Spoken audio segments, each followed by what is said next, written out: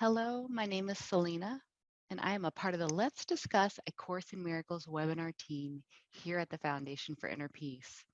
The mission of the Foundation for Inner Peace is to publish, distribute, and discuss A Course in Miracles, and we're holding these Let's Discuss online webinars as an expression of our vision of extending love through A Course in Miracles teachings. Before I introduce today's pre-recorded discussion, I invite you all to join me in prayer.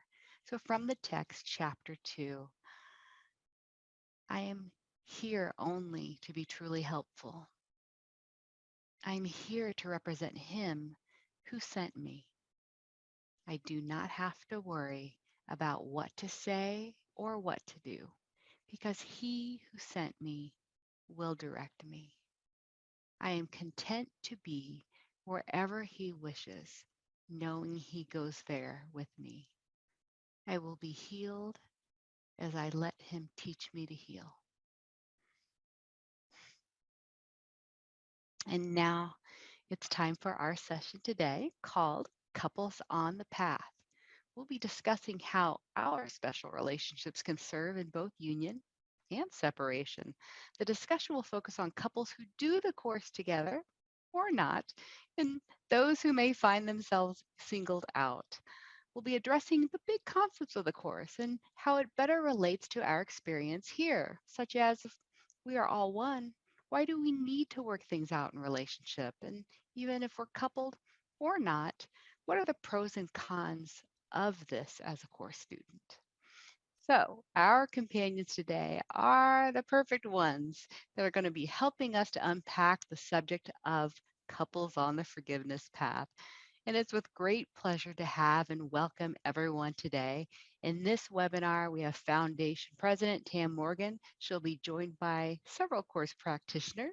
We have Terry Miles, Jacob Glass, Annie and John Campbell, Peter Miller, Joe Keller, and even me, Selena Granado. We'll each introduce ourselves as who we are in this world of illusion and how we came to A Course in Miracles. So, hello, everyone, and welcome to you all.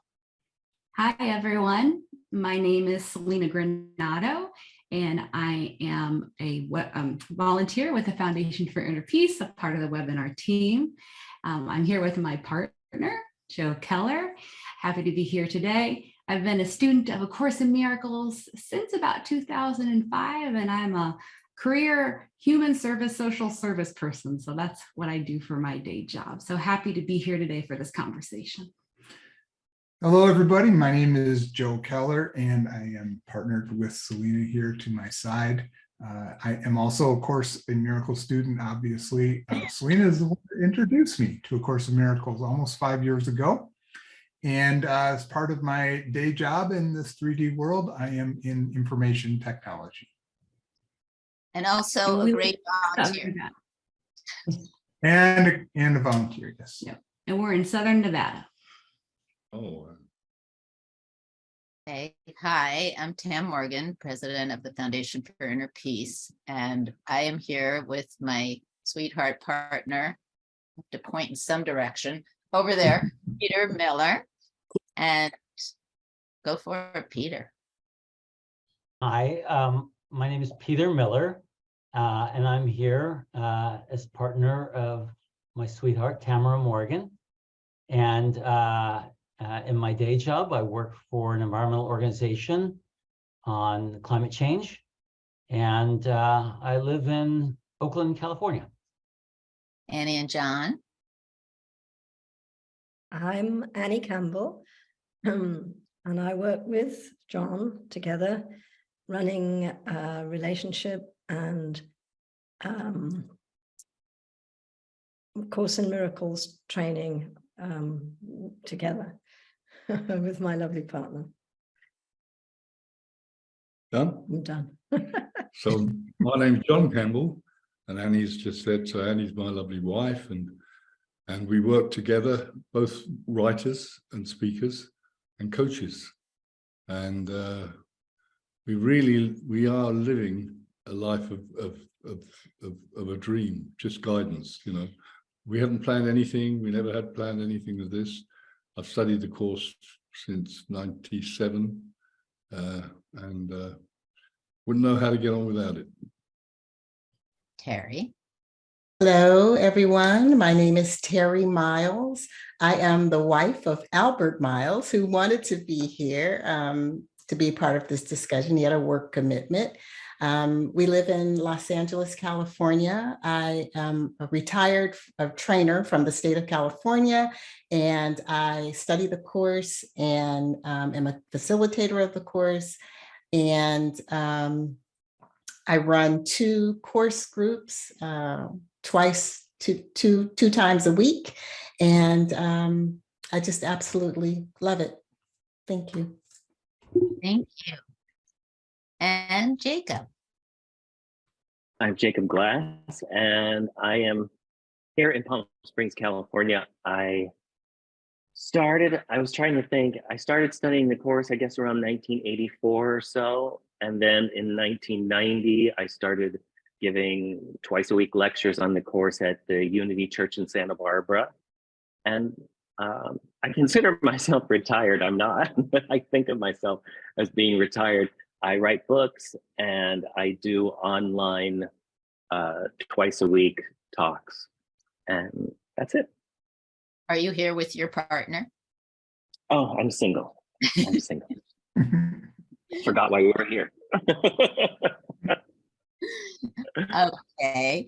I'm going to start this off with the reading from the course that says, the ark of peace is entered 2 by 2, yet the beginning of another world goes with them. Each holy relationship must enter here to learn its special function in the Holy Spirit's plan, now that it shares its purpose. And as this purpose fulfilled, a new world rises in which sin can enter not, and where the Son of God can enter without fear, and where he rests a while to forget imprisonment and to remember freedom. How can he enter to rest and to remember without you? Except you be there, he is not complete, and it is his completion that he remembers there. And I am extra excited that Jacob is here, because years ago, when I was single as well, Jacob and I had met together in a conference, and we agreed that if we didn't find someone, we'd enter into that ark together. And still welcome to, we'll be a threesome this time. But I'd love for Jacob to start first, to discuss what that paragraph means to him. Need to be 2 by 2 as people in relationship, in special relationship, to enter into this ark of peace. What does that mean? And would love to go around to hear each person's perspective on that, especially the teachers, or particularly, we don't all have to talk about the same subject at once. To me, in the context of the course, I never thought of it having to do with like a couple, another person in particular. In fact, in terms of romantic relationships, like that never even enters into the course in sort of my thinking, is because those are words that are never used in the course, like romance and marriage and sex, and none of those things are even mentioned in the course. And in the context of so much of the course, to me, it would make more sense that the ark of peace would be entered with somebody you hate, and not with somebody who is a romantic partner, because that's the person you're doing the work on. Is, you know, you'd be going in with Hitler or Trump or Obama or whoever you see as the problem, that is not letting you have peace. That I can't have peace because so-and-so is doing such and such. Even in terms of, you know, I always think that, you know, we're just sort of the extra people in the course, but it was really written for Helen and Bill, and they were not a couple. And that was their issue, was the degree to which they could not get along. And in some ways that's the last person they would want to go into the ark with.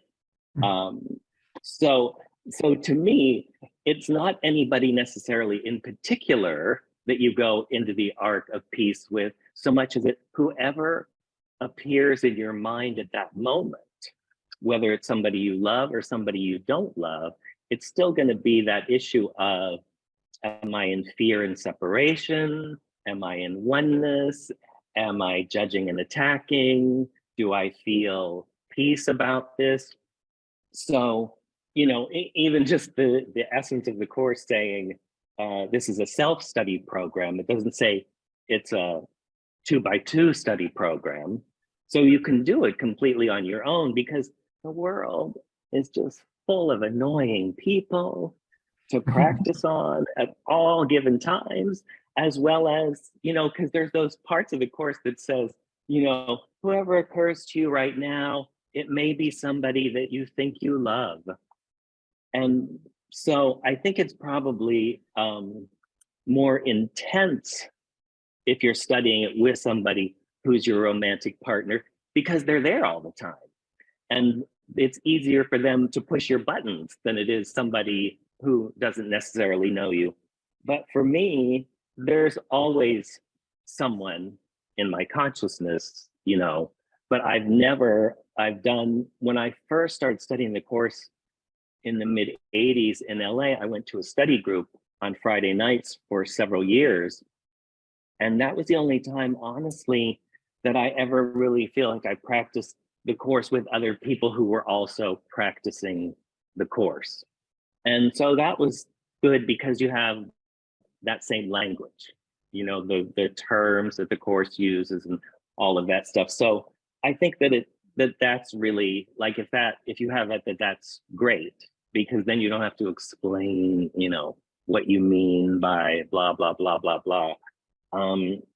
But, you know, just even to say going it alone, I mean, we're never going it alone. There's no such thing as going it alone. So, I always feel like I don't feel like my practicing the course has anything to do with whether there's somebody to practice it with. It's more, am I willing to practice it right now? So regardless of whether there's somebody around or not, there's always somebody in my head. So it's just, you know, do I actually want to do what the course says or not in this moment? So that's sort of, does that answer? Oh, very much. Thank you. Also, I mean, I think spirit, the paradoxes that are in the course itself is perfect to say, or go it alone, because we are never alone. That's the whole point. But I'd love to hear from some of you other course teachers, like Terry, do you have the same perspective on it? Can you expand on that? Sure, I can expand on it. For me, what the arc of peace is entered 2x2, what that means for me, as I understand it, is, as Jacob was sharing, I'm never alone. But for me, whatever is before me, I want to remember what my purpose is. And so the course talks about, you know, roles and symbols. And so as, you know, these symbols are before me, maybe it is my personal relationship, or I see clients also as a spiritual counselor. So when people are before me, you know, where am I in that space, in that moment, you know, and the idea about walking in peace, my whole purpose. I want to have a more peaceful life always. And that's what the course has supported me in. And I think by definition, as I am living that and working the tenets of the course, by definition, those who come into my consciousness, those who are around me, those who are before me, those who sit with me, my personal relationships, peace permeates throughout all of that. And so that's what that means for me. And John and Annie? Well, for me, the going in 2x2, again, I know I'm never alone. However, I have found that being in a committed relationship is a very, very powerful way to bring up any stuff which is not of the light, you know. And so I always think that the purpose of our relationship is to use the relationship for healing. And also, I mean, I find it a great help because we can, The course says the one who temporarily has more always has a responsibility to the one who temporarily has less. And the two biggest important words are temporarily. So what we find is that we remember that, and the one who's, in the right mind, maybe Annie goes in the wrong mind, I have to stay in the right mind. That's the only way I can be focused. And the same the other way around, vice versa. So yeah, I think it's a fantastic way to actually heal. But I think the arc itself and the 2x2 is very much, it is a much broader thing. It isn't saying special. It's definitely saying you go in, whoever you're with. I love that that Terry said, that whoever you're with is in that moment, you're going into the arc together. If you're loving and kind to each other and you're appreciating each other and you're part of that person, you've become one. And that, in a sense, is going into the arc every time you do that. I also love that perspective of you going with someone you hate, because there is where the holy instant, the healing does happen.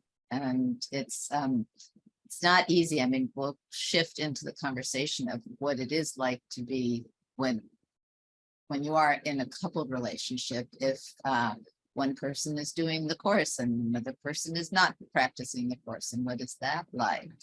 I was very lucky in that when I was told for the second time to do the workbook, I'm not very disciplined, and I was kind of grumbling about it because I heard from an inner voice to do it, which is the only time I'll ever listen to anything or anyone usually.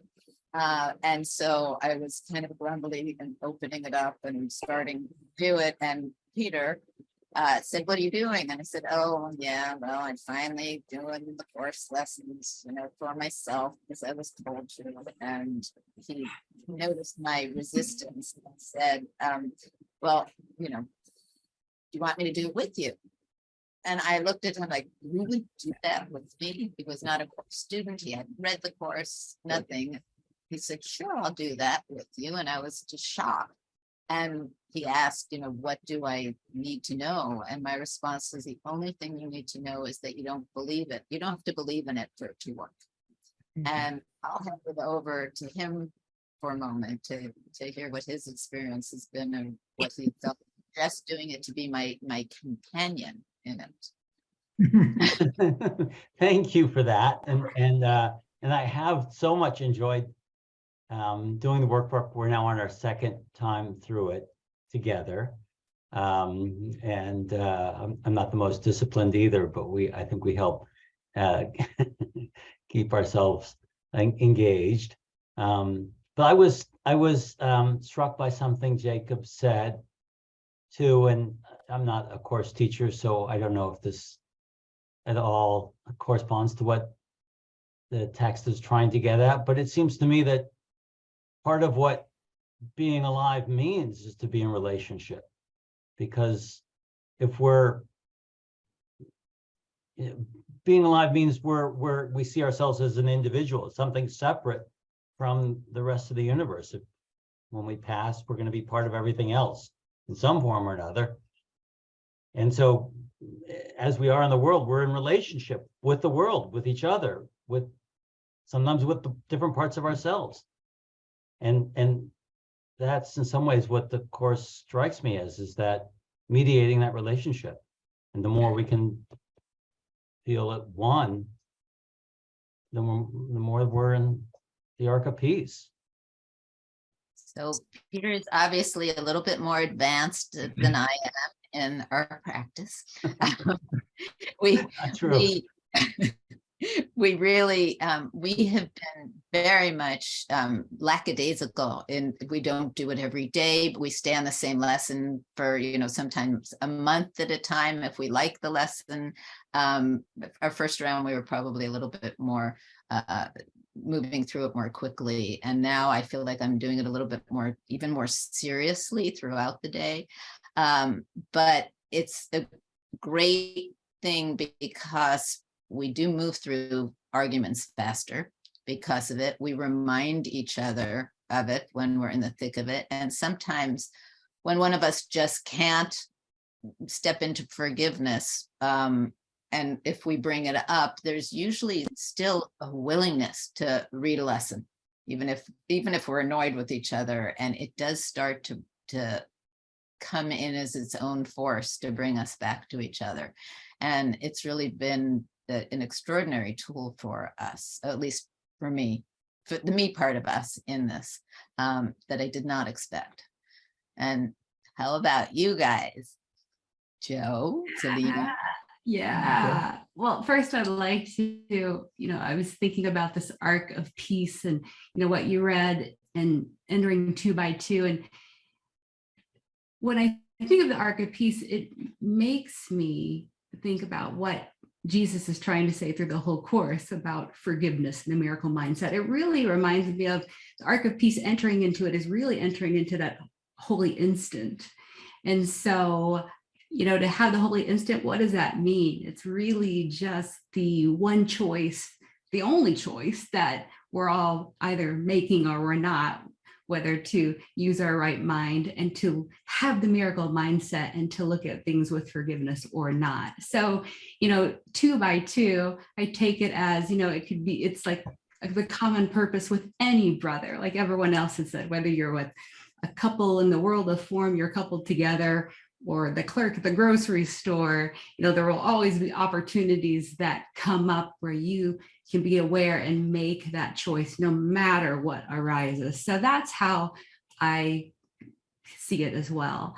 As far as our practice, so I've been practicing a little bit longer than Joe. Joe has been a long time a non-dual student. So when we first came together, we had a little bit of different language, how we described things and talked about it.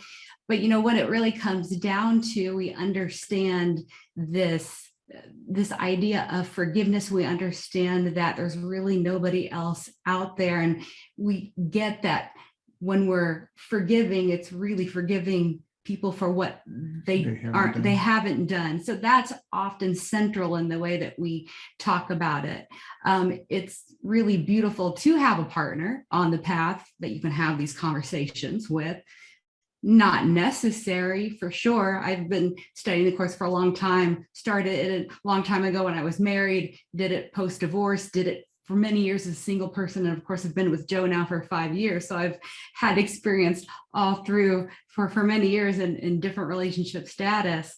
But to have that conversation and to remind ourselves, well, we know what it's for, and sometimes it's not even really to point out, but I remember what to do in my own mind. Like, even if there's something between Joe and I'm like, okay, I have an opportunity here on how to look at it and to ask for guidance from the Holy Spirit. And that's what a large part of my practice has been, is to remember to go there more and more. But as far as us doing it together, that's what comes up for me. Yeah, I think everything that everybody said has been wonderful. I mean, for me, I think Jacob, when you talked about,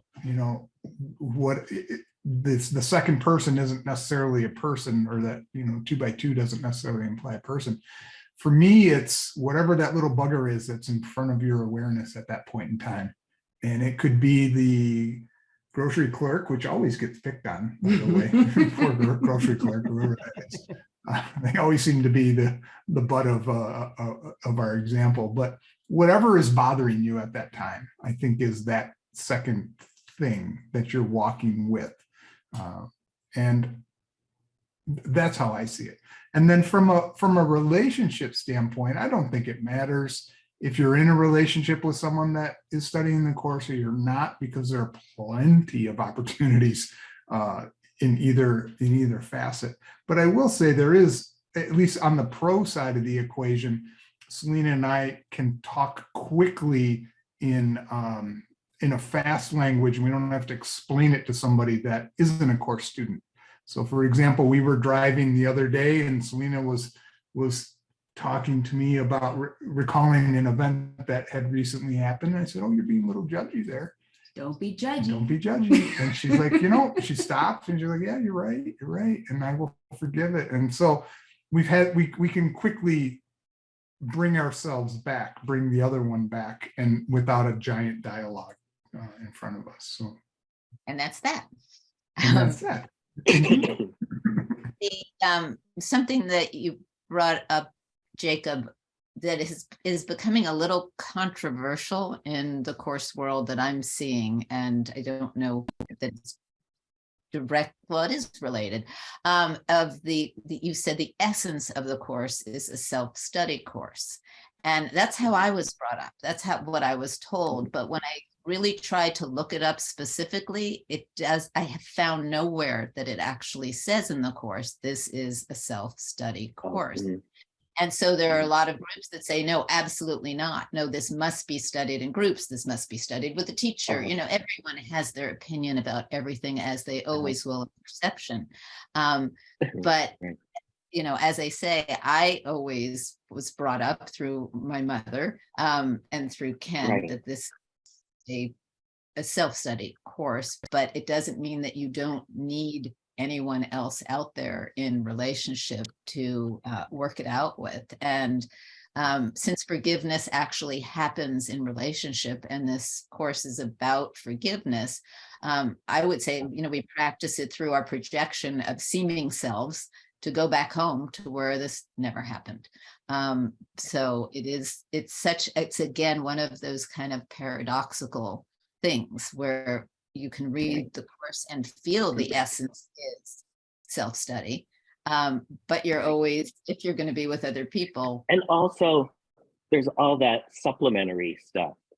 So there's like journey without distance, and so a lot of times, you know, I get mixed up of where it actually was said. You know, was it said in the thing that introduces the course? Was it said in Journey Without Distance? Was it said in Absence from Felicity? Was it said?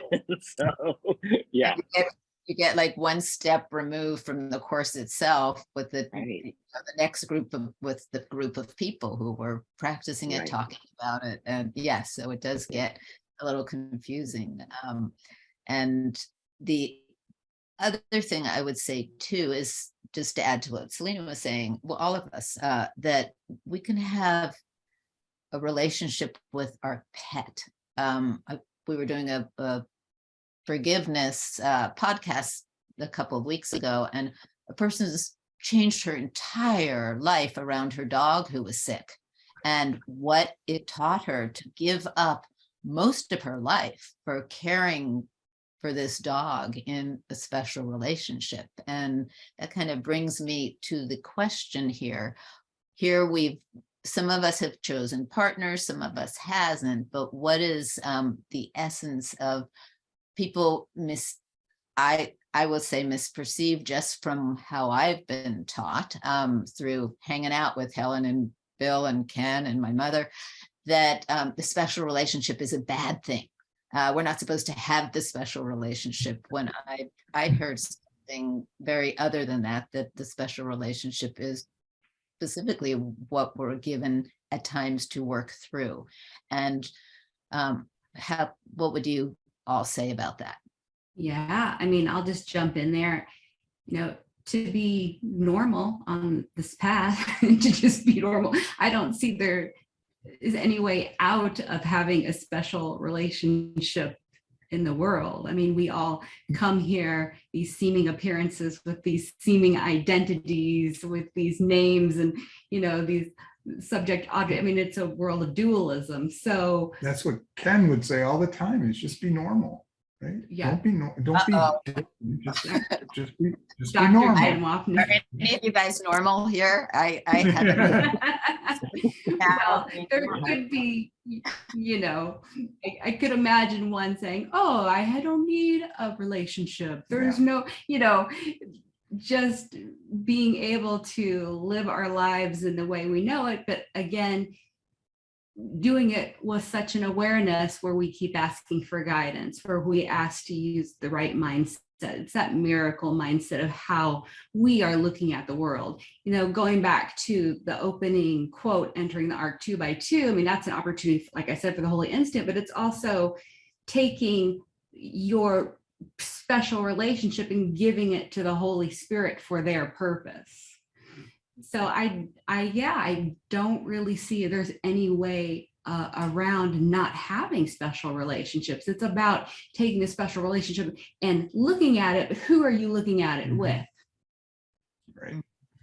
Well Yeah, said. and I think what comes up with me, because I used to listen to Ken teach, and the one thing I remember him really, really banging on about was he kept banging on and saying, people got to remember that there is nothing in this book which is anything directed at the level of form. Nothing. Not a single word in this book is directed to the level of form, to change any behavior, nothing. It's all to change the mind. So a lot of people come to me and say, oh, well, doesn't the course say you can't have a special relationship? No, you don't have to give up anything. It's about who you do it with in your mind. And I think that was what big lesson I learned from Ken. And I think if you deny any part of your life, you're making it as real as if you're obsessed with it.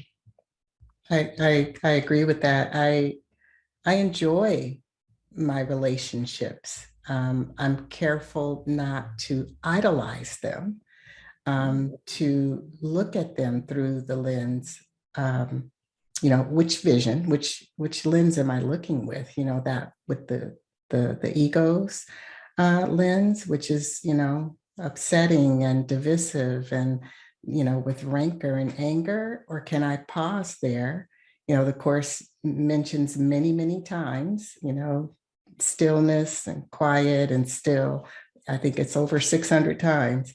And for me to take that pause, and when I notice in those relationships with Albert or any relationship, which teacher am I looking with? And so to take that pause, to take that moment, and it's just an instant, to shift that mind, to shift my mind and look at this in a different way. Am I always good at that? No, but I know that that's there and I can turn to that at any moment.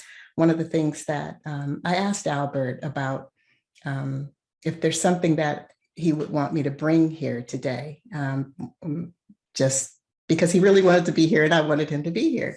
And one of the things that he shared with me is that the Course helps to not make the meaningless meaningful, not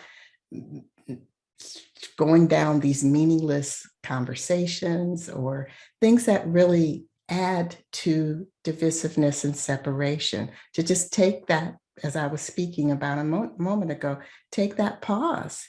We don't have to go down that rabbit hole to just turn that over. And that's what I think also has helped or helps our relationship. We have a very peaceful, loving relationship. And I believe it is because we walk this journey together. No, we don't study every day and read the lessons together and all of that. In fact, when the Course first came into our lives, Albert used to read to me when we were first married. And one day I was just kind of laying there and I said, oh, just could you read something to me? And the Course was there. And I said, oh, you can read that. It's way too big. I'm not interested in that big old book.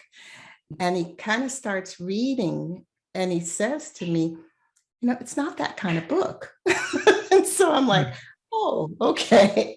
I don't remember when that was, but shortly after that, I did begin to read it and then obviously become a student and then a facilitator. But yeah, I lost the question, but I'm finished. Well, how did the Course come into your lives or Albert's life first? Oh, yeah, it came in around 2014. He somehow came about it, and I think it was through reading Disappearance of the Universe, and then being introduced from there introduced to the Course. And we have the Course book, and we there was a group that met at our spiritual center, Agape International Spiritual Center here in Los Angeles. And we were able to attend a group in person, and we began to attend that group pretty regularly. And from that point on, we've just been pretty consistent with studying it. Thank you. And Jacob, back to special relationships. You can have a special relationship, obviously, with anything.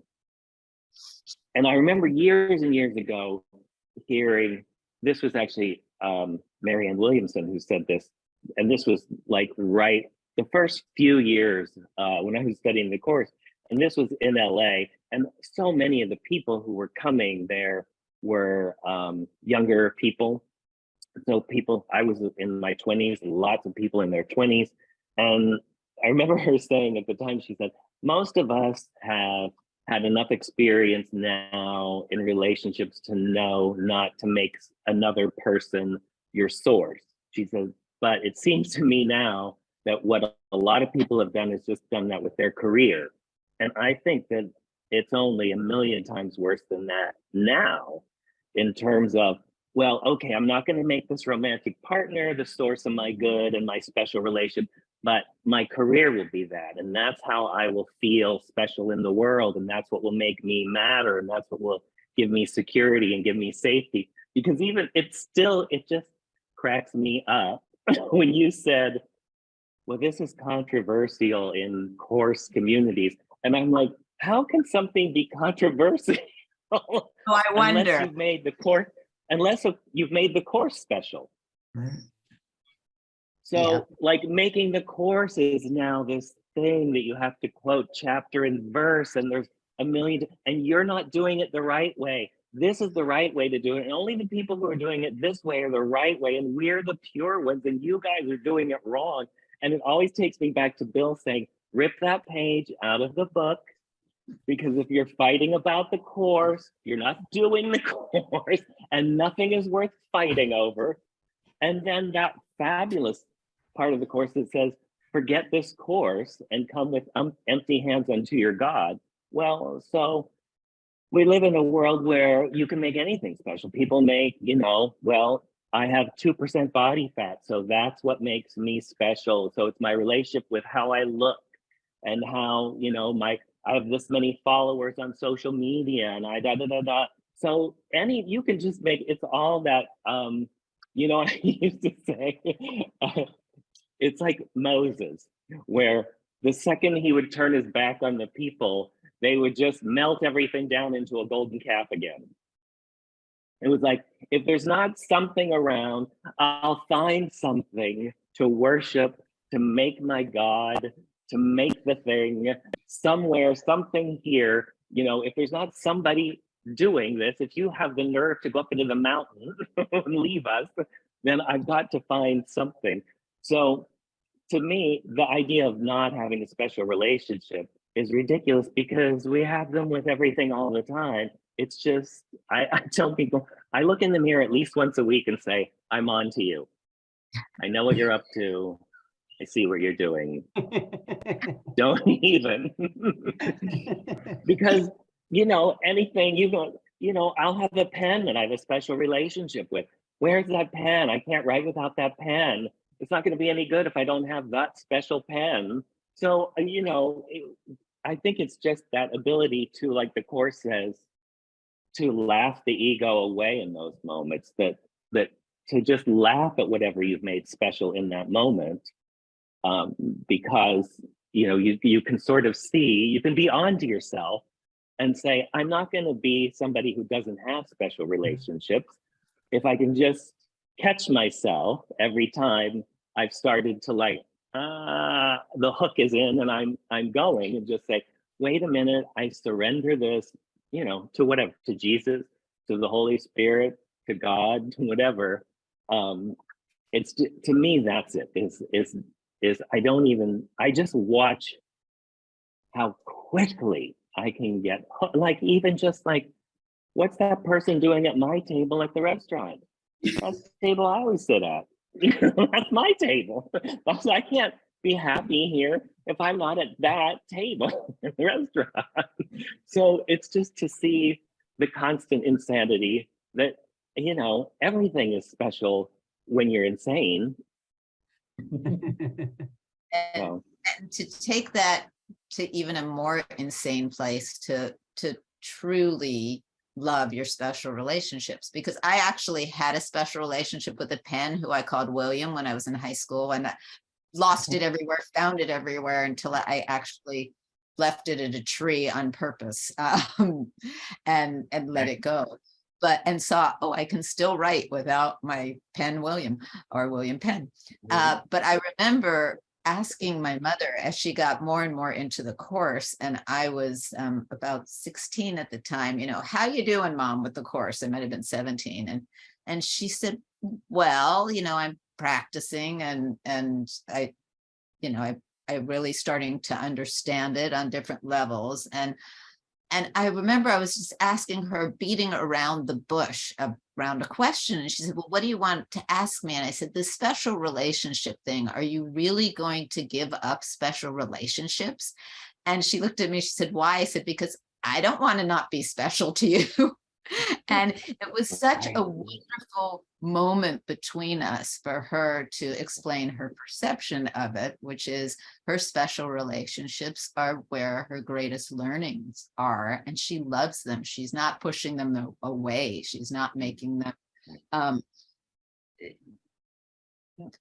verboten, you know, like, no, I can't have that. I'm going to let go of all my special relationships, and I am just going to be pure here without anyone or anything being important to me. And I remember taking this deep sigh of relief of, whew, okay, I haven't quite lost my mother to this course thing yet. And then, you know, for me, one part of me, I got married because I really felt there were things I had to learn in relationship. But I did choose someone for my husband who was 15 years older, who I thought, oh, good. Well, then, you know, in 15 years, towards the end of our life, he'll go first and I'll have 15 years to be by myself. And I really did feel that. I was so independent and felt that. And when we got divorced, I was alone again. And then I didn't really expect to be with someone else. Wasn't really looking, and met Peter, and didn't expect to be in a special relationship with Peter. He was a friend, and it was fine, and it was lovely, until I started to see something deeper in him that I hadn't seen at first. And then at hook started. And how do I let go of this? And I will say, as a fair warning to all of those who are very happy independently, when that hook comes, and me, I'll speak for me, I used the course, and one of the first things as we were starting to do the course was, I give this relationship up to the Holy Spirit. That's when all hell breaks loose. It's like, that doesn't mean, oh, everything's really peaceful now. That's when all the stuff comes up to do the work. God help anyone who's in those kind of special relationships and hands it over to the Spirit, which I would highly recommend, you know, because after years, I would say we're in a much more peaceful place because of that. And you know, there are those times that I used to chase my mother and try and get her angry. And just as she'd go to yell at me, I go, you're not practicing the course. And now I feel like karma, that, you know, it's all coming back. My son saying that to me. When I went to the Unity Church in Santa Barbara in 1990, and I was meeting with Reverend Judy. She was the assistant minister there, and she was the one to, you know, clear if I could lecture there. And she was saying, and you know, a lot of Unity churches have Course in Miracles groups. And so she was talking about, I don't know where she was before, but she said, oh yeah, we studied the course, and my husband and I, we decided we were going to have a holy relationship. So of course we got divorced. I never forgot that. So of course we got divorced. And there I also think of that line where the course says, the Holy Spirit knows that you have special relationships which he would purify and not let you destroy. So it's never saying don't have them. In fact, it's saying don't try to get rid of them, but just like you were saying, give them to me. I'll F them up for you. You don't have to do it yourself. I'll be the one to come in there and bring up everything that needs to be healed. You don't have to worry about that. So yeah, the escaping of it is pointless. They're just supposed to be given over, not that we're not supposed to have them. Right, but I told Peter, oh, just trust, you don't have to believe in any of this for it to work. And then, it hits the fan and, do you want to say anything about that? Dear?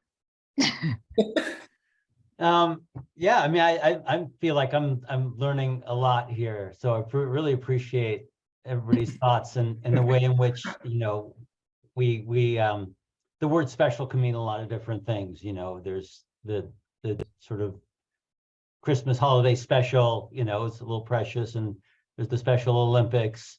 It just feels to me like the message I'm hearing is the way in which we special can mean not really opening up to the truth of that. There's a protected quality to it. I'm going to practice the course, but I'm going to have this relationship as special, and it's safe either with myself or, and I think, when Tam and I started going out, I was recently divorced. I didn't expect to be in another long-term relationship for years. And then, we connected, and finally she came to me. She's like, I choose you. But I'm leaving. That's it. It certainly hooked me.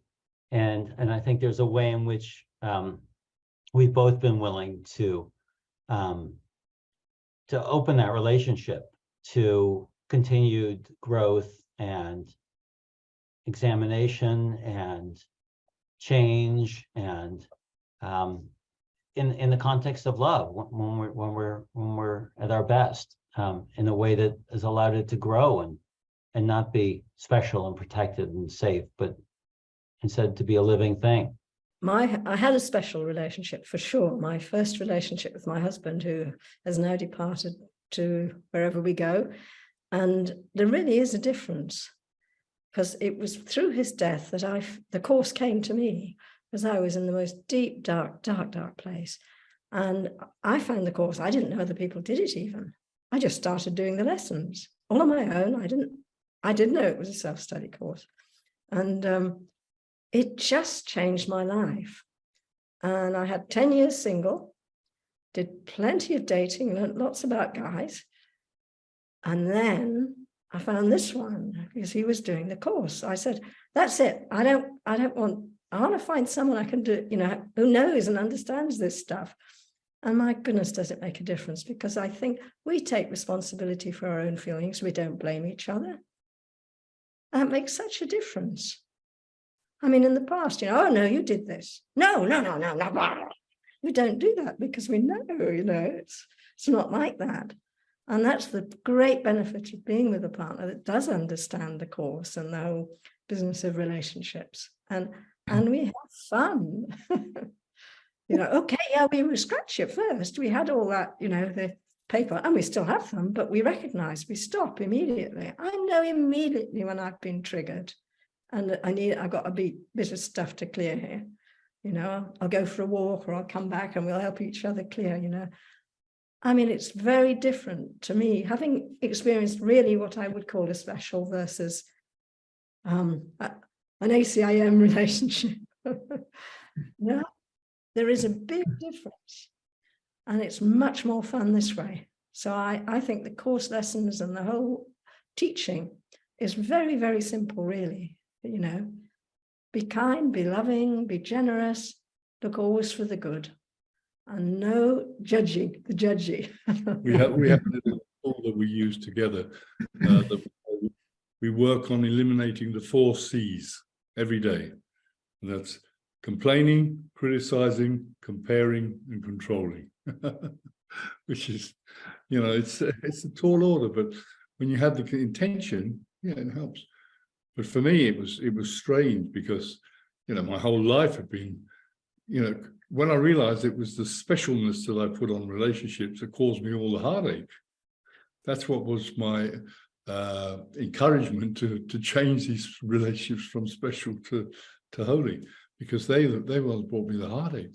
And I thought, wow, this is peaceful, and I didn't, when I met Annie, we were put together because Oh my gosh, were we put 10 together? years ago,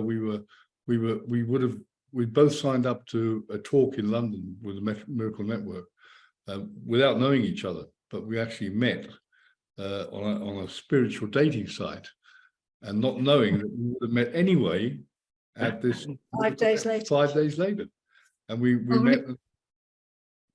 Yeah, We've been together ever since. yeah. That was it. We knew that we were right for each other. But the thing that I think one of you brought up was about you can have a special relationship with anything. When I found complete, our relationship is 99% peace all the time. I thought, well, that's okay, but what? Because I don't get triggered. What I do get triggered about something, so I can use any relationship, use course principles in any relationship to heal it. And I suddenly thought, my God, I've got a special relationship with my soccer team, as you call it in America. We call it football. I'm going to use it because this doesn't go down well, shouting at the TV screen. Shouting was more, it was like screaming. I think I nearly frightened Annie off. And I thought, this doesn't feel good. So I started to practice the course with that. And it transformed my experience. I still love the game. Nothing wrong with that, enjoying that. But, before, if we lost, like I'd be on the floor for a week. And if we won, I'd be on the ceiling for a week, And then I decided I'd like to introduce the course into football. And that's what I do. So I work with football coaches, never talking about Jesus, never talking about the course, never talking about God as such, but getting them to change their mind, getting them to realize that focusing on themselves rather than beating and destroying another team, just focus on maximizing their performance themselves. And it's been such fun. So you can use the course principles in any area of life. That's the beauty of it. Absolutely. And I have to say, I love yelling at the screen, in sporting events, but I don't fall on the floor if I lose or not, if my team, but I so thoroughly enjoy the drama and the play of it. And sometimes, especially if I'm sitting next to Peter, he always has to be careful because I might punch him in the arm or, grab or squeeze him too tight. But I love that. It's part of the love. It's not part of the steady line necessarily, but there's still joy in it. And, it's up to Peter whether he tells me, please stop, that hurts. And, vice versa if we get too excited. But there is, I've noticed in many people, I would say a fear about something being too peaceful in a relationship. I grew up in New York, and if I would always go for the conflict or the grit because it made me feel alive. And that's why I'm glad you use sports, because I feel alive without the anger, even if I'm yelling, oh, you missed the ball or anything like that. And there is a way to merge the two where life isn't boring if it's peaceful, it's actually joyous. And you can still have vitality and expression without it being flatlined, because, and that's what I'm learning, particularly with Peter, because I used to go for partners who were really difficult people and often angry themselves, so that I'd have to bring light and healing or anger towards them, whatever it was. And this deep attraction to peace, Peter has been that for me more than any other partner. And I'm noticing how beautiful it is, yet that you don't have to think you're fixing something. You're actually deeper and deeper into this love and healing. And it's probably one of the most exciting things I've ever felt. And I just wanted to represent that aspect because it's been such a learning of why do we choose peace? We sometimes think we want it, but when we look at our lives and what we create, we don't because it feels too bland or boring. And it isn't that at all. And what do you think about that, Joe? I agree. I think, looking back at my previous relationship, I was married for 13 years, then divorced for several before I found Selena as well on a spiritual dating site. So yay for spiritual dating sites. And yeah, I was in Michigan, she was in New Mexico. So that was a true long distance relationship in the beginning. And I look back at my relationship, my first relationship, and there was a lot of frustration and arguing and me trying to be right or her trying to be right. And it wasn't very joyous. I mean, there were moments of joy, like, hey, I won the argument, so good for me, right? And that lasted for a few minutes until I'm not sure that was really joy in the way the course. Not in the course sense. The ego's definition. The ego's definition, yes. And then I met Selena, and I don't know if the course says this directly, but my experience has been that at the core of who we are is just peace and love and joy. And so you start peeling away all the things that you aren't, and that which you are begins to shine brighter. And so Selena and I have actually had several conversations where, we told each other, this is very peaceful. This is very loving. We do not have very many disagreements. We do. She's usually wrong, but I'm kidding. There is no one wrong. But it's a great experience when you can be at peace for the majority of the day and the majority of the night, and just feel that loving wholeness. I think is beautiful. But you don't have to have a partner to have that. You can be that on your own, of course, right? Yeah. Tam, when you were saying earlier about experiencing that joy and just still having fun with the play, that made me think about what I have learned from the course about it's really a process of that's really remembering who you are and not taking the world seriously, starting to laugh at it. That's an experience of what the course would call the happy dream, is when you can start looking at it like that. And so, that's what that reminded me of. I chuckled so much earlier when Jacob said he looks in the mirror once a week and says, I'm on to you. Because and then went on to talk about, when you really take a step back and you can look at the insanity of the world. I think that's really what it's about, is, being able to take that step back. And again, I'll use that. What a great practice of bringing that into your awareness and how you look at it. I mean, it's really all comes to awareness, and which is ultimately making that choice. How are you going to look at it? How are you going to look? And boy, that comes up in like so many different ways. I mean, you just can't name them all. But in this experience of form, oh my gosh, do the opportunities arise. So if you're quiet enough and you're still and you look back, you're going to notice a lot of insanity and things that come up for sure that you can use. And Jacob, are you single by choice because this feels the best to you, or happenstance? Jacob, we can recommend a spiritual dating site for you. Wait, you can. Before you answer, what are these spiritual dating sites? What yes, what people are going to want to know who are watching. Yeah, exactly. Which one are you on? Spiritual singles. Spiritual singles. Yeah. Yeah. Same one. Fantastic.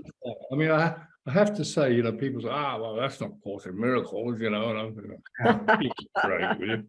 And it's fantastic because it really is handing things over, and you get a great, you give a personality, you know, questionnaire, and they're all obviously private within the algorithm, and a sexual questionnaire, which is very intense and all private, of course. So you know, it means you can cut out a lot of errors on the way, you know, because we found it fantastic. A wonderful site, very great integrity. I'm That's so- great. You guys found And not sponsored in any way. No sponsor. Yeah. But Jacob, You should sorry. try to get one now. Yeah, right. I'm sorry, Jacob, we got a little sidetracked. I don't really know. I don't have an answer to that, but I don't have an answer to. I started studying the course 30 or 40 years ago, and I know less now than I did the day I picked up the book. So Yeah. I don't have an answer to that, to most questions about my life in general, why I live where I live, what I don't have any, I'm like, it has gotten more intense than ever, that my sort of main thing in life is, I don't know what anything, including this, means. Therefore, I don't know how to respond to it, and I will not use my own past learning as the light to guide me now. So that's, I just keep learning less. I just know less and less, less as I go along.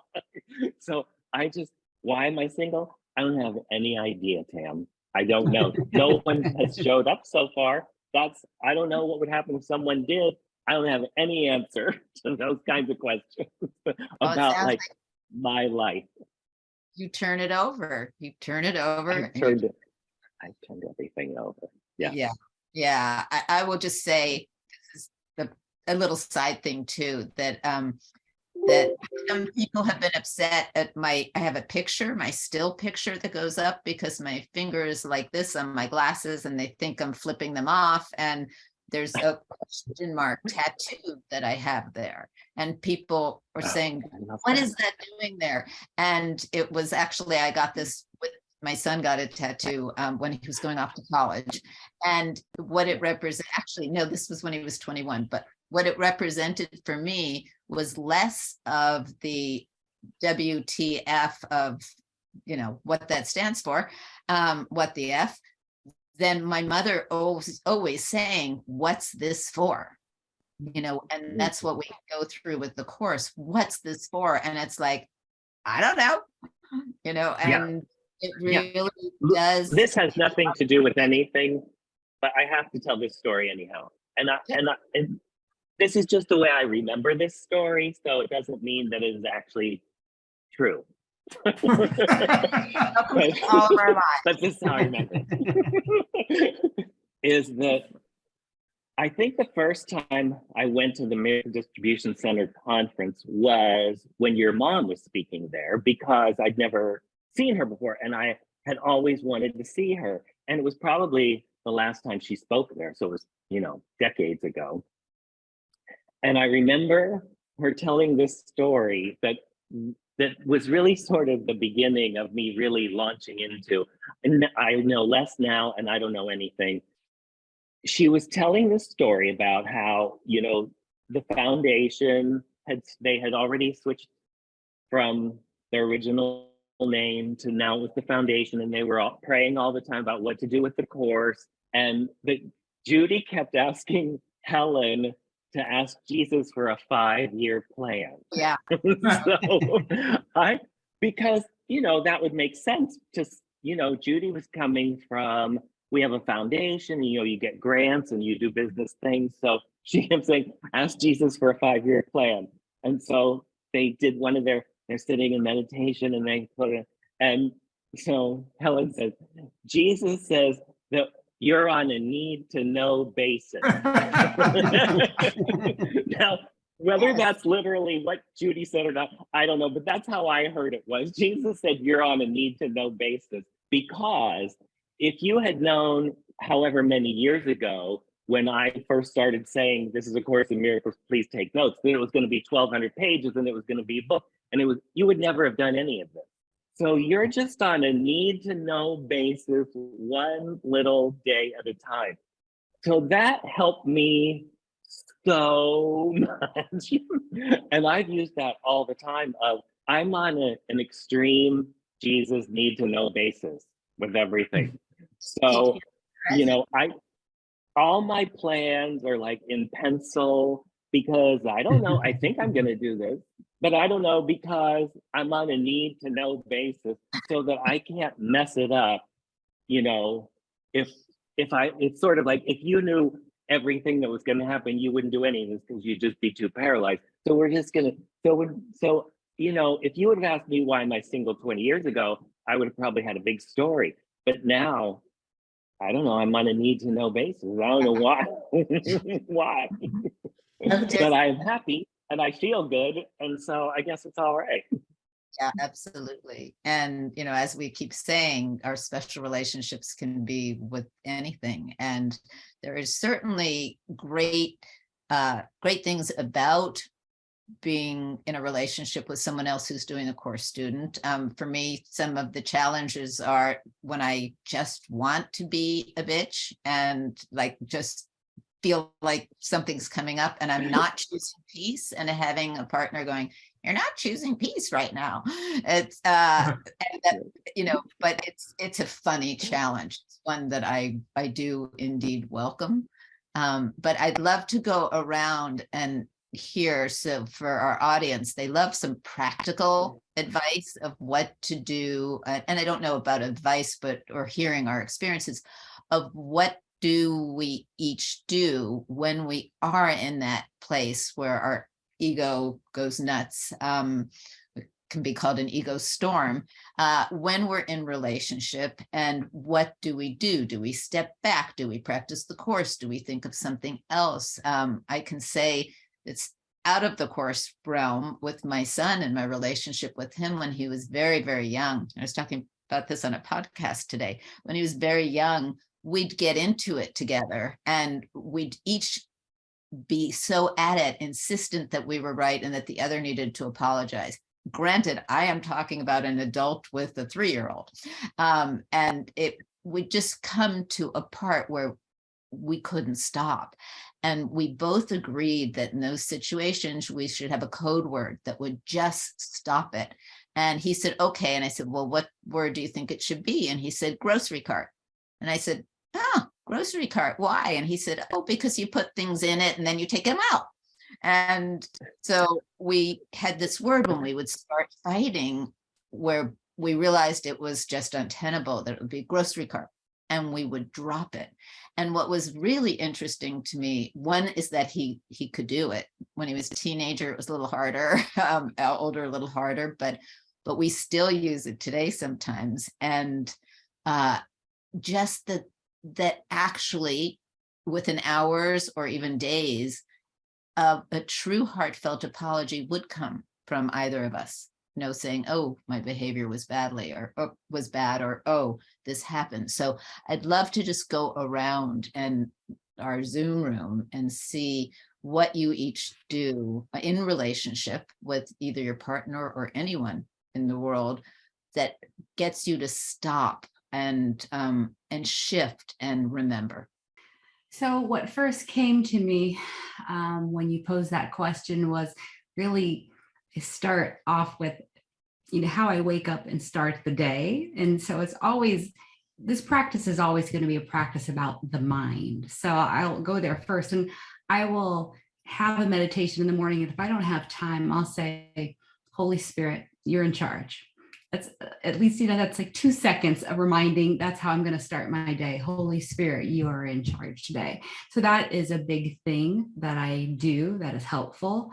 Another thing that I catch myself doing throughout the day more and more is remembering, coming to the space of awareness and remembering how I'm looking at the world and who I'm looking at the world with, which I mentioned earlier in this webinar, to see the world, and I see it like as a movie, as I'm sitting there with the Holy Spirit, with Jesus, and watching this movie together. And that has been really phenomenal in my practice, as far as remembering the unreality of the world of form. So that has been really great for me. As far as working with Joe, I think we mentioned some things about how we do these gentle reminders with each other. So, but I will always say that I understand this, even though we have each other to support each other in this practice here in the world, I always remember first that it's in the mind. It's in the mind. I think there is a temptation, especially when you're having these really great conversations with partners, with friends, especially Course in Miracles people, that because it's the course would seem so philosophical, and it can be very scholarly and very metaphysical, to get drawn into that and to want to challenge each other or want to be complicated and really just discuss it. But I have to always remember has nothing to do with that, but it always comes down to practice. So it's understanding to practice forgiveness, but not just talking about it, talking about around forgiveness. It's really, are you doing it? Are you doing it? For me, it's coming back to that practice in my mind. And that's how we support each other. But we also just know that we each have to do it. And to me, that's almost really what the self-study means. I don't know if that says anything in the course. You said it does that, but that's also how I learned about the course. It's a self-study practice, but perhaps it means that every seeming individual here in the world of form will at some point in their path come to make this choice on how they're going to be looking at everything. And so for me, it's just remembering, who I'm seeing it with. Thank you. And Joe? Well, like Selena, I wake up and I can't do this every time. Sometimes I forget, but when I do remember, I say to myself, remember, this is just a dream. But I try to pause there and let that sink in, because in reality, we are these bodies which are an effect, not the cause. We aren't truly here. And when you really let that percolate down into your being, it changes your perspective. It has to change your perspective. It's a natural shift of looking at things, not from the ego, but from a place of awareness, a place of stillness. And I will say that I'm not at all perfect in the application of the course. And there will be times where Selena and I will have a disagreement, or the clerk at the grocery store has done something wrong. And the hard part for me is to catch myself. So I have to, if I catch myself, it's somewhat of a downhill place from there, because then it's easy to apply the principles. But when I do catch myself, a lot of times I will say, do you want to be right, or do you want to be at peace?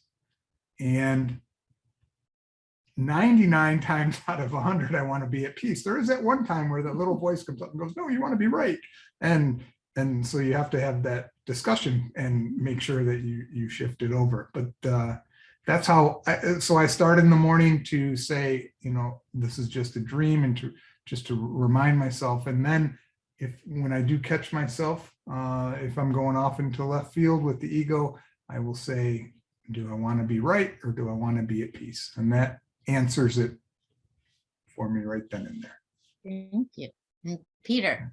What comes to me is the way in which Tam and I have become more comfortable with our practice, and in which we and that's enabled us to see the truth, in each other. So I'm just thinking of, when was it, last weekend, 2 weekends ago, and I came over all grumpy and schmully, and you made me feel you did this, and now I'm blah blah blah, whatever it was, and it triggered her, just set her off. And I think she was thinking back what you said earlier, John and Annie, about the one who's temporarily, doing a little better. And I think Tam was the one that night, and she's like, look, let's just take a couple minutes. And, I look at her, I'm like, okay, I know you're right. And I know we're going to get there because I love you. And we've done this so many times before, but I just couldn't find my way. And so I just had to sit and, she came back and I was still grumpy and said something mean and whatever. And she's like, all right, we need a little longer. And, by later that night, we were like, well, what even was that? What, like, there was so little like, oh, I was right, or this is what happened. It was hard to even reconstruct what it was that, it was like a squall blowing through and just some storm clouds passing through. Thank you. Yeah, the reminders are really good. And the stepping away for a moment and not just staying in it sometimes is helpful to my practice as well. Annie? I think exactly what you said is stepping away. If we've got to the point where more often me, I have to admit. I had one the other day. I can't remember even what it was about. So I stepped away, I walked up the hill, out onto the hills, and I sat on a rock and I did the day's lesson and meditated. And I came back and I said I was sorry. So stepping away is definitely a tool that we use. And but I think the other tool we use, which I really love, and I think it really is in the morning, we do an appreciation to each other. We say what we appreciate about the other person. We're sort of looking at everything that's sweet and nice and wonderful about why you're spending your life with this person. And we do tend to forget in the daily mail, the gorgeousness of each other. And that's one of our definite practices, isn't it? Mm-hmm. And I think that's why we have fewer rucks nowadays, because we're very aware of the, being blessed, I feel blessed in this environment and relationship. And we have definitely allowed ourselves to be guided. We never set out to go and live in Spain and run a retreat center in Spain. We didn't have it in our heads. It came in.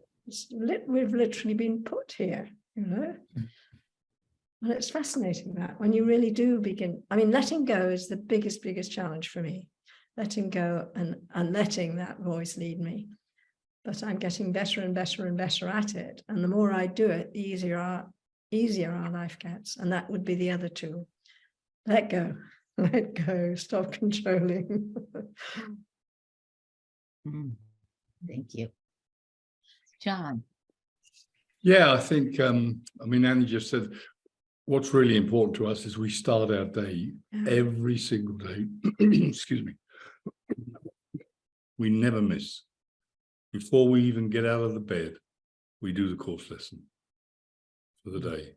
We listen to it because I think we're so blessed these days with the digital devices we have, so we hear the one from the Foundation of Inner Peace, and then we'll switch over and we'll listen to Carol Howe, so we get another perspective, and then we'll listen to the, so we're really a bit, yeah, but we enjoy it. We enjoy it. It's fun. We do it for fun, it's not a. But I think the other thing that helps us, we have a few agreements. Yes. And one of the agreements is that there's no private thoughts. So any thought we have, we share it.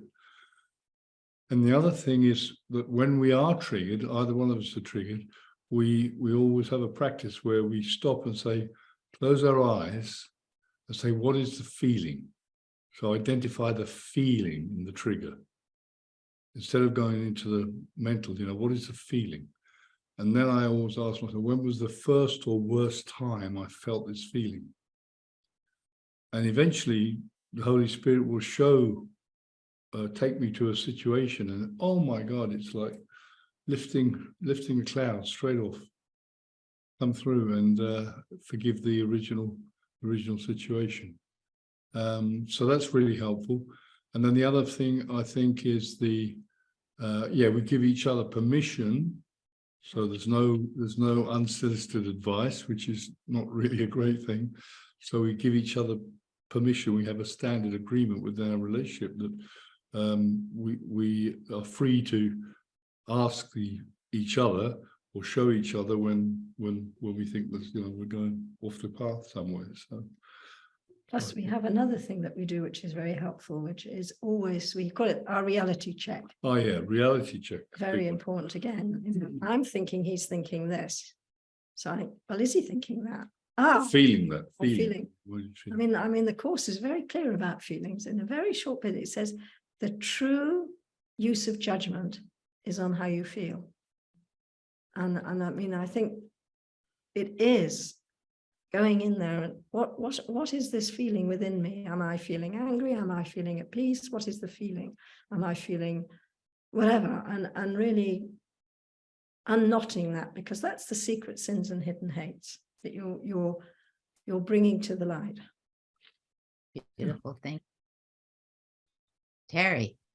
Just going back to what I brought in around what Albert said earlier when I talked to him about just noticing when there's this meaningless chatter, this meaningless thought, these things that take one down a rabbit hole and lead to more divisiveness and separation.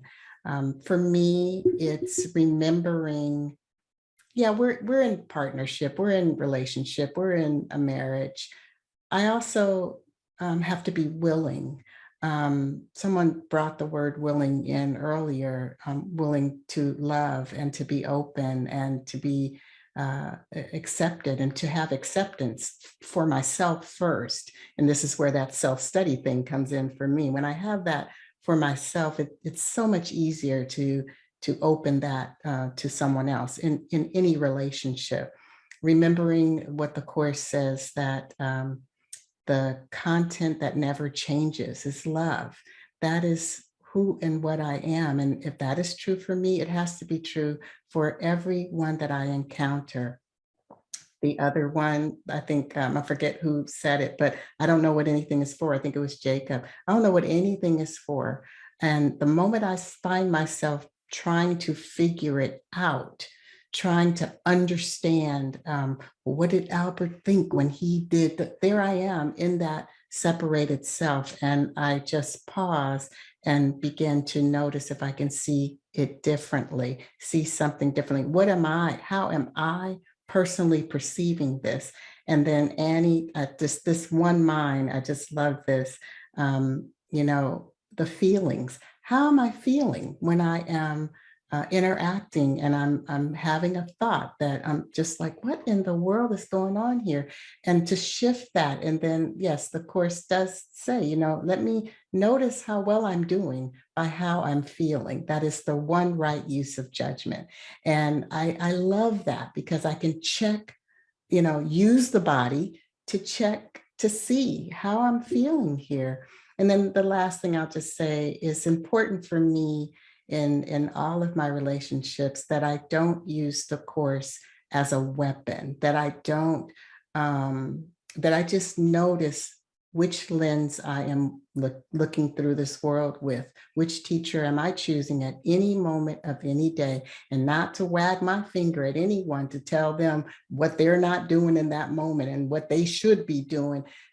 Because you know what they say, when you're pointing one, there's a whole bunch going back at you. So it's really important for me to remember those things that I just shared. And that's what helps in a practical way in my relationships. Thank you. Jacob. Because I am single and because I live alone, and I've lived alone for decades now, most of my stuff ends up being about me. But in the original, when you just originally asked the question, I don't remember exactly how you said, but it reminded me of, I went to see Kenneth Wapnick years ago when he was still in upstate New York. And I just remember in that seminar him saying something that was similar to what you said about when you're under ego attack. So to me, that's like the most intense. So there's things I do every day just to sort of stay, you know, as semi-sane as I am. But if it's what I consider ego attack, so whether it's about somebody else or it's about myself, none of the other stuff will work in terms of like, I just surrender this, or I just give this over, or I just try to remember the truth. So I will write it all down. So I will, there's a woman named Byron Katie who does something called The Work, where you do these, she calls them judge your neighbor worksheets, where she says, give your ego its voice on paper where it can't hurt anyone. So I will just write out all of it, because if I do it in a blanket way of I surrender this, then I keep going back to the thought again, which is I'm a worthless piece of shit. I don't deserve to live. I messed up my whole life. So I will just write all that out. So it'll be a page or 2 pages or whatever. And then I say, okay, now Jesus, you sort all this out. I don't know if any of it's true. I don't know if it's not true. I don't know if it means anything. I don't know if it doesn't mean anything, but I have to at least get it out onto paper so that it won't just keep coming back. So I'll say, so I surrender this to you. Now here's what I want instead of this. So then it'll be like, I want the peace of God. I want forgiveness. I want da da da da. And then I can release it. So, but that's doesn't happen all the time. That's if it's some intense thing, like where I'm locked in, like if you're locked in with a partner or somebody, I'll just write down all my hateful thoughts about them. You know, they should suffer, they should die, they should this, they should that. Instead of trying to like sort of get to forgiveness while I still have all this evidence and judgment, I'll just put it down on paper and then I'll go, okay, now I can just say, that's probably insanity. And now I want to go to peace. But that doesn't happen that often. But that's what I do when I get to that place that I consider like you're under ego attack. Like there's just bombs dropping everywhere. Like you are under attack from ego from within, where, you know, I have to, where it takes something bigger than just my sort of normal, I surrender the day to you, you know, mostly that, you know, works on a day-to-day basis. But sometimes, you know, you've built up evidence, this big, you know, evidence file, and you hate to just waste it. You built all of this evidence. You know, hate to have done this for nothing. I'd like to present the case, you know, here. I know that the higher court will dismiss the case, but I'd still like to present my evidence somewhere. So I just do, and then I go, okay, now I'm ready to let it go. I haven't said it to anybody out loud, so nobody's hurt by it. And so it's just there. And now you can shred it. It's fine. Put it in the paper shredder. It's okay. Because I feel like, okay, you know I'm insane, but I needed to just present the case first. Thank you. I wouldn't know anything about that, being the granddaughter and daughter of a lawyer. And you hear how hard Peter's laughing. It's like, I gotta present my case. And that's a great thing to just write it down. You use the word surrender and then letting go. And it's interesting because when we first did our search engine for the WE, I was trying to show someone, look how great this is. You can put any word from the course in and then you'll see what page it's on. And so they said, well, like what? And I said, well, like surrender. And I put it in and nothing was coming up. Nothing was coming up. I said, is it broken already? We've just started this. And it ends up that the word surrender is not even once in the course. Let go is, release, things like that. But Yeah, I isn't that funny? surrendering your case to a piece of paper and then letting it go actually is very fluid and makes a lot of sense. Thank you for that. Thank you for all of this. One of the things that just popped up as I look at each of you and just really delight in this conversation and us coming together is actually that word, the word delight. When someone who is, I don't even know how to say it because he doesn't represent himself as this as much as he walks a very enlightened path, teacher, and his students couldn't understand why he was in a relationship. If he's so enlightened, why is he married? what does that mean? And I was always touched by his answer, which I hope we can each take with us. He said, because I delight in her. I don't need her. I don't have to project on her, but I delight in her every day. And there was something that went very deep in me. And as I get deeper in relationship and I realize that about my partner, the delight, as you talk about the gratitude for the person who you are with, no matter who it is, that feeling of delight and bringing light into your love and your relationship, really, it's very touching to me.